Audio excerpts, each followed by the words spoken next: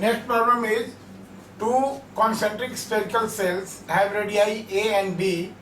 The charge on the cells is plus Q and minus Q respectively. Right? The space between the cell is filled with the two dielectric of constant K1 and K2. Each dielectric occupies half the thickness available.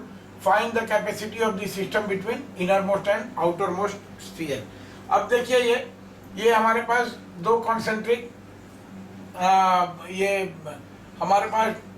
Concentric spherical sales हैं. देखिए जिनकी inner radius ए है ये वाला और outer radius ये है B, और इन दोनों के बीच जो बी माइनस ए स्पेस है ये इक्वली भरा हुआ है. Half amount is filled with dielectric constant K1 and half is filled by dielectric constant K2 shown by red colour. Now अब देखिए इसको फंडामेंटली तो हम बना ही सकते हैं, जैसे अभी पीछे वाला प्रॉब्लम को मैं बताया था. अब इसको कुछ दूसरे ट्रिक से बनाते हैं कि नाउ यहाँ पर चार्ज देंगे और आउटर में स्फीयर को हम अर्ज करेंगे. आउटर तो ये हो गया capacitor. Now this can be made up of two capacitor in series. This is, ये कह सकते हैं कि this is series combination of two capacitors. Right, this is, it is series combination of two spherical capacitors.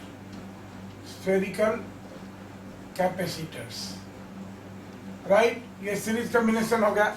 अब देखिए पहले को अगर हम ये कहें K1 डाई इलेक्ट्रिक कांस्टेंट वाला को हम अगर C1 कहते हैं तो C1 क्या हो जाएगा यहाँ C1. देखिए स्फेरिकल कैपेसिटर है और स्फेरिकल कैपेसिटर का हम कैपेसिटेंस क्या जानते हैं, क्या होता है. This is 4 pi epsilon naught into K1. K1 dielectric है और क्या होगा प्रोडक्ट ऑफ रेडियस.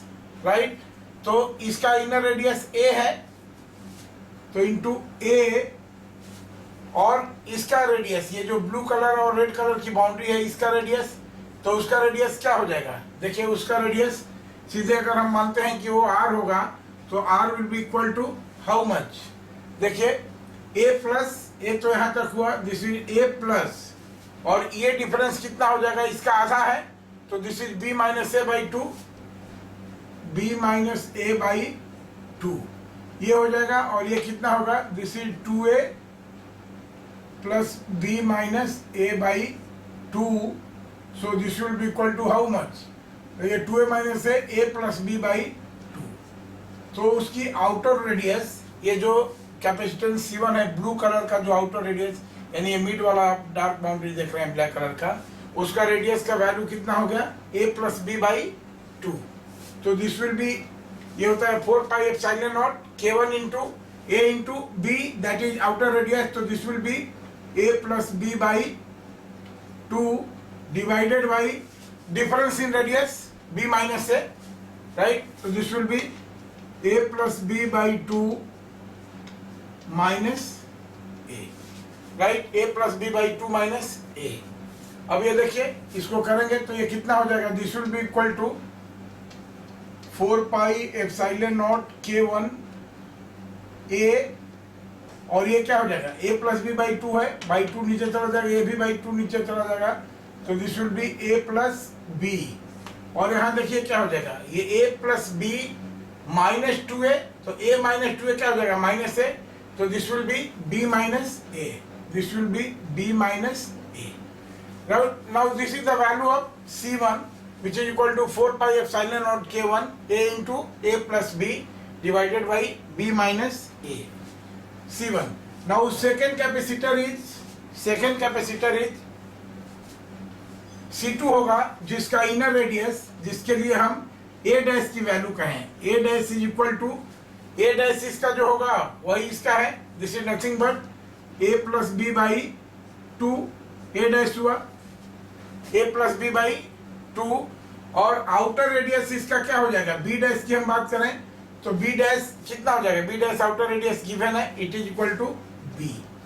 राइट, तो C2 का वैल्यू क्या हो जाएगा, C2 जो रेड कलर का कैपेसिटर है जिसमें डाइलेक्ट्रिक कांस्टेंट K भरा हुआ है, तो this is 4 pi epsilon not K2 K2 भरा हुआ है, inner radius that is A plus B by 2 and outer radius देखिए it is equal to B, outer radius is B divided by outer minus inner that is B minus कितना हो जाएगा ये A plus B by 2, right.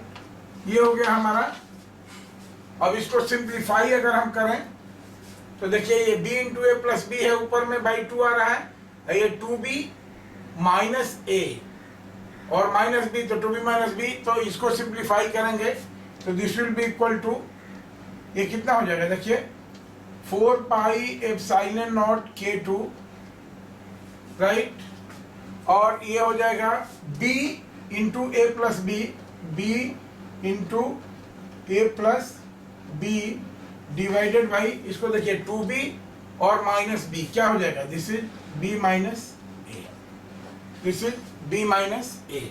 Now ये हो गया दोनों capacitance का वैल्यू हो गया। अब हम जानते हैं कि in series combination 1 by C equivalent कितना हो जाएगा, this is 1 by C1 plus 1 by C2, 1 by C1 plus 1 by C2, सबका वैल्यू लिखेंगे। देखिए यहाँ पर वैल्यू लिखा हुआ है, तो अब इसको ये करेंगे तो कितना हो जाएगा, दिस विल बी देखिए C1 बाई C1 का वैल्यू क्या हो जाएगा, this is B minus A into 4 pi epsilon not K1, इसको कॉमन ही ले लेते हैं, बेटर है। देखिए ये नीचे जाएगा तो 4 पाई एप्सिलॉन नॉट कॉमन लेते हैं, this is 1 by 4 pi epsilon not, ये कॉमन हो गया, राइट।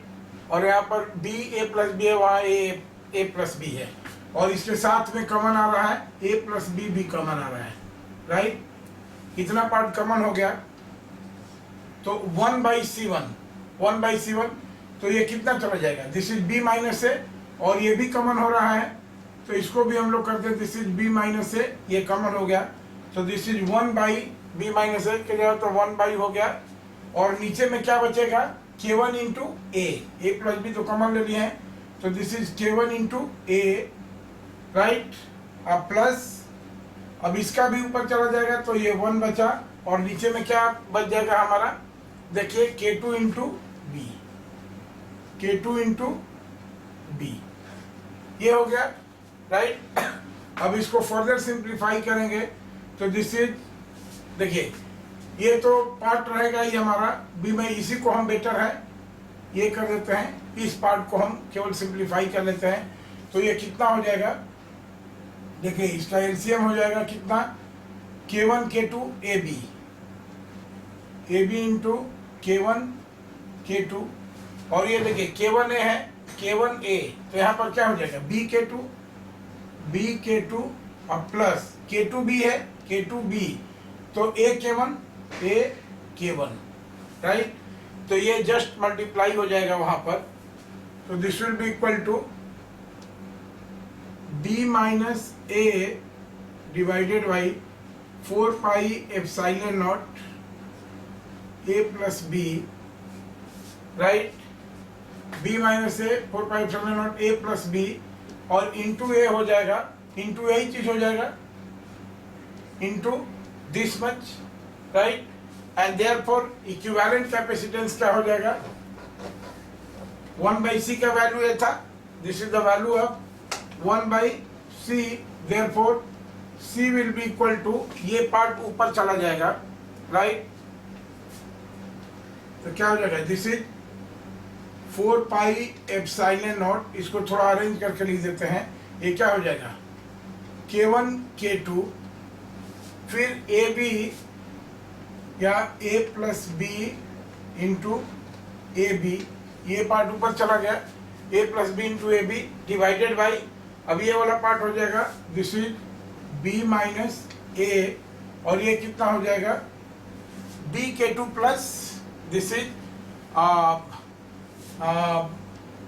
ये कितना हो जाएगा K1A plus K2B, this is K1A plus K2B, this will be the answer, right. This is the capacitance of the system. Okay. Thank you.